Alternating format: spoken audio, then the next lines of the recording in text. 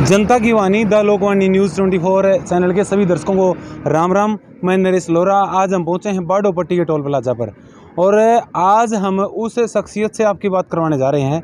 उससे पहले मैं आपको एक लाइन सुनाता हूं कि भाई जहां न पहुंचे रवि वहां पहुंचे कवि, यानी कि एक ऐसी कवियत्री जो एक कवियत्री ही न होकर एक क्रांति का प्रचारक भी बन चुकी हैं, एक क्रांति का एक चेहरा बन चुकी हैं, किसान आंदोलन का चेहरा बन चुकी हैं। मेरे साथ हैं रीमन नैन खेदड़ से, इनसे बात करते हैं। हाँ जी, नमस्कार जी। जी राम राम। मैं सबसे पहले तो मैं आपसे ये पूछना चाहूँगा कि आप एक कवियत्री थी। कवियत्री का तो दिल बहुत मासूम होता है और आप इस आंदोलन का एक चेहरा बनते जा रहे हो। देखिए, पहले तो मैं क्लियर कर देना चाहती हूँ, मैं कवियत्री थी नहीं हूँ, क्योंकि मेरी कलम में वो कसक थी जिसे लगा कि आज देश के साथ, अन्नदाता के साथ कुछ गलत हो रहा है।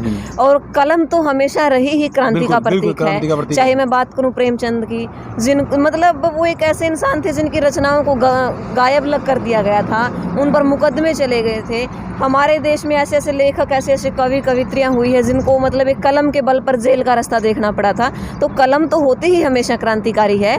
जो इस कलम को पकड़ लेता है वो ऑटोमेटिक क्रांतिकारी बन जाता है। तो आपके ऊपर है जो 16 तारीख को हिसार के अंदर है जो घटना घटी जी, उसमें आपके ऊपर 307 धारा लगी जी। डर लगा कहीं? डर बिल्कुल नहीं था, क्योंकि यकीन ही नहीं था कि धारा 307 वाला काम ऐसा हमने कुछ किया ही नहीं था, पहली बात तो। दूसरी बात, जब मैंने ये देखा, मेरा नाम न्यूज़पेपर में आया, घर जब पर्चा आया कि 307 लगी है, तो मुझे ये लगा कि मेरे देश का कानून, सुनते थे अंधा है बहरा है, आज यकीन हो गया अंधा भी है और बहरा भी है। क्योंकि उस दिन किसानों की तरफ से ऐसा कुछ नहीं हुआ था जो धारा 307 का कारण बने। दूसरी बात, मतलब आज हमारे देश का मुखिया ये कहता है कि मेरा 56 इंच का सीना है और वो 56 इंच एक 50 किलो की छोरी तक दर्जे है, तो मतलब दाबने की कोशिश करे है। तो मैं तो इसको सरासर मैं उन चेहरों को दबाने की कोशिश मानूंगी जो लगातार किसान आंदोलन का मतलब मैं नेतृत्व कर रहे थे, उसके साथ लगे हुए थे। मतलब आपके ऊपर जो धारा 307 लगाई गई, आपका सीधा सीधा कहना है कि वो एक आंदोलन को दबाने की प्रयास था और रीमन नैन को दबाने का प्रयास था कि वो घर से ना निकले, वो घर पे रहें। देखिए, बिल्कुल प्रयास था, लेकिन उनको ये नहीं पता था कि जब इन बेटियों पर, इन बहनों पर, इन भाइयों पर धाराएं लगेगी तो पूरा हरियाणा और पूरा देश खड़ा हो जाएगा।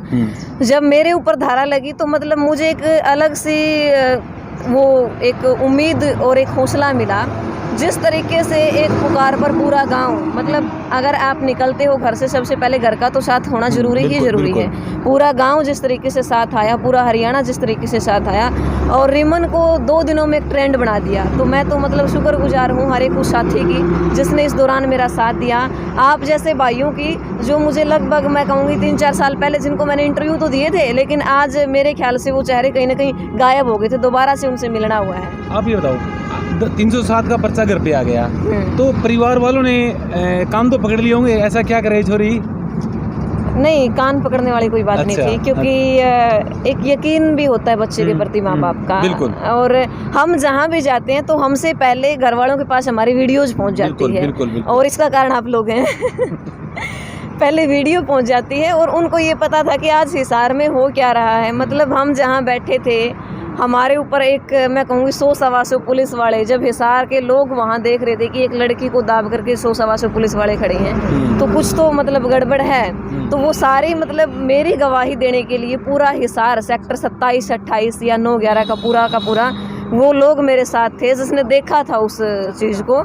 और ऐसी कोई दिक्कत नहीं थी घर वालों के कान पकड़ने वाली। कान घर वाले उस टाइम पकड़ते हैं जिस टाइम हम गलत चलते हैं, कान उस टाइम कोई नहीं पकड़ता जिस टाइम हम सही चलते हैं। और जब तक हमारे रास्ते नेक है, हमारे विचार नेक है, तो परिवार वाले हमारे लिए नेक है। मतलब आपका कहने का मतलब परिवार की आपको फुल सपोर्ट थी और इसी कारण किसान आंदोलन में आप इतना सक्रिय भूमिका निभा रहे हो। जी बिल्कुल। आप ये बताइए, उस दिन क्या घटित हुआ था?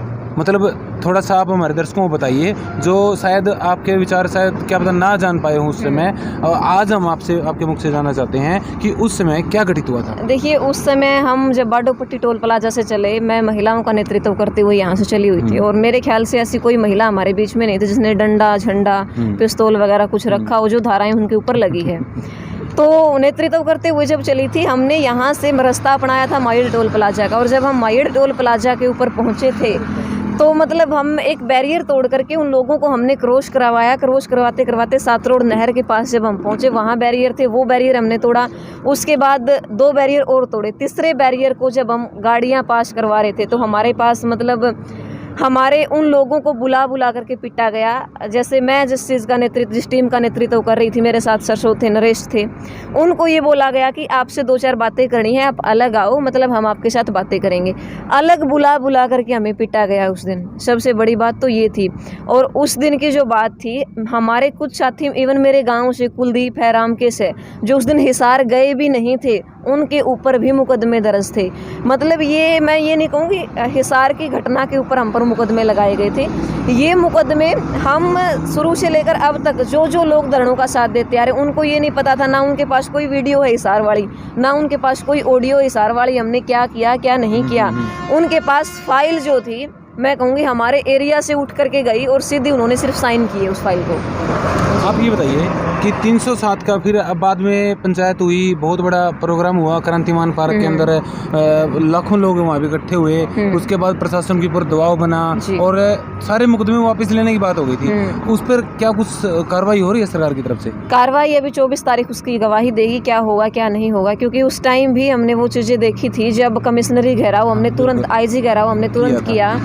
और करने के बाद हमारी 11 सदस्यीय कमेटी अंदर गई। कमेटी ने ये निर्णय, कमेटी के बीच ये बातें हुई, ना आप हम पर केस करोगे, ना हम आप पर करेंगे, आपकी टूट फूट आप समरवाओ, हमारी हम करते हैं। उसके बावजूद भी 2 दिन बाद हमें ये पता चलता है, मनोहर लाल खट्टर सीधा हमारे गृह मंत्री अमित शाह के पास जाता है, वो उसको डायरेक्शन देता है कि ये काम कर। मनोहर लाल खट्टर फिर हिसार के प्रशासन को गवाही देता है कि आप ये काम करो।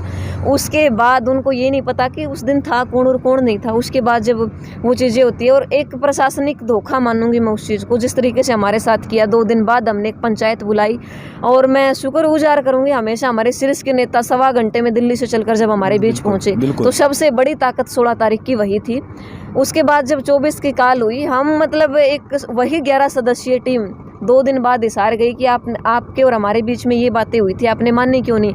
बड़े मतलब वो नहीं क्या करे, कुरेद के, और हमने एक गिरी को निकाला जिसके अंदर धारा 307, 142, 143, 44, 45, 46 और मतलब 7-11 के मामले, बहुत सारे थे ऐसे मामले, तो 751 के, तो वो सारी की सारी धाराएं किसानों के ऊपर लगाई थी। फिर अगले दिन प्रेस नोट के जरिए उन्होंने नाम ही निकाल दिए कि इनके ऊपर लगाई गई है। अब आप ये देख सकते हैं कि किस तरीके से आवाज़ को दबाया जा रहा है। 16 तारीख को जो घटना घटी, 2 दिन बाद मुकदमे लगाए जाते हैं, फिर 4 दिन बाद प्रशासन ये बताता है कि हमने मुकदमे लगाए हैं, और फिर 24 तारीख को एक आश्वासन ही कहूँगी मैं, क्योंकि उम्मीद हमारी टूट चुकी है इस प्रशासन से। हमारा जो विश्वास है वो सरासर उठ चुका है इस प्रशासन से। हम पंचायती फैसले को मानते, चाहे हमारी गर्दन कट जाए, लेकिन उस पंचायती फैसले की तौहीन की हमारे बीच में खाप के नेता, चाहे मैं सोमवीर सांगवान की बात करूं, चाहे मैं सुरेश कोत की बात करूं, चाहे मैं आज़ाद पालुआ की बात करूं, हमारे बीच में खाप के भी बहुत सारे नेता थे। उन नेताओं के मतलब उस खाप का उन्होंने उल्लंघन किया है, उस खाप के फैसले को उन्होंने नहीं माना है। मतलब ये तो खाप के ऊपर एक तरीके से लांछन लगाने वाली बात होगी, हमारे किसान नेताओं को बदनाम करने वाली बात होगी। तो उसका जवाब लेने के लिए हम 24 तारीख को इकट्ठे हुए और प्रशासनिक अधिकारी के मुँह से हमने ये कहलवाया कि आपके जो केस हैं 24 तारीख तक वो वापस हो जाएंगे कानूनी तरीके से। आपको कितना विश्वास है कि हो जाएंगे? विश्वास और उम्मीद पर दुनिया कायम है, वही हमारे अंदर है। हाँ, आप ये बताइए, ग्रामीण अंचल में आपका जन्म हुआ, वहीं पढ़ी लिखी आप बड़े हुए, और अचानक आप इतने बड़े आंदोलन का एक चेहरा बन गए हो, और कैसा लग रहा है आपको? जैसा पहले लगता था, क्योंकि मेरा जन्म उस घर में हुआ। आपको लगता नहीं जिम्मेवारियां बढ़ गई? जिम्मेवारियां बहुत बढ़ गई और लोगों का विश्वास हो गया। अगर मैंने गलत कदम रख दिया तो विश्वास टूटते देर नहीं लगेगी, और जिन पलकों पे मुझे बैठाया वो एकदम से गिरा भी देंगे। और जिस घर में मेरा जन्म हुआ, ताऊ जी साथ बैठे, मेरे परिवार ने पूरे प्रदेश की उन बातों को नकार के कि भाई बेटी घर से निकलेगी तो क्या होगा, हमारे ऊपर विश्वास किया है। और उस विश्वास का हम मतलब चाहते हैं कि जब तक हमारे अंदर सांस है उसका फल देते रहें। ताऊ जी से भी बात कर लेते हैं। एक क्वेश्चन है मेरा। नमस्कार जी। सर, आप ये बताइए, रिमन के ऊपर एकदम से पर्चा दर्ज हो गया, 307 की सूचना आपके पास पहुंच गई, तो परिवार की क्या प्रक्रिया थी उस समय? ऐसा है जी, परिवार तकरीबन हर बात को जानने वाला है। नेताओं के ऊपर ऐसी बात हो ही जाती है अमूमन, धारा तो छोटी बड़ी कुछ भी लगे, लेकिन जो भी नेता किसी चीज़ वो जनता का नेतृत्व करता है नहीं, उसके ऊपर मुकदमे वगैरह की तो बातचीत हो जाती है। हमने इस बात को ज़्यादा गहराई से नहीं लिया। और क्यों नहीं लिया? क्योंकि ये मेरे गांव की करीब एकदम से टोटली गांव, जिस दिन मीटिंग था नहीं, उस दिन कोई भी परिवार का कोई आदमी ऐसा था ही नहीं जिस परिवार का आदमी मीटिंग में ना हो।